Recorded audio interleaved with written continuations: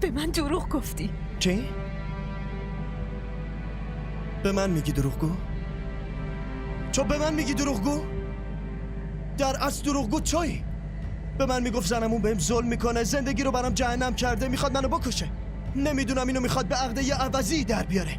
همش این حرفا رو میزدی. واقعیت اینه که مامان این همه ما رو فریب داده. من هیچ دروغی نگفتم شفق. تو که میدونی. چرا از اون میپرسی شفق؟ من بهت میگم. من همین الان از پیش زنموش اومدم. زنمو؟ آره زنموت.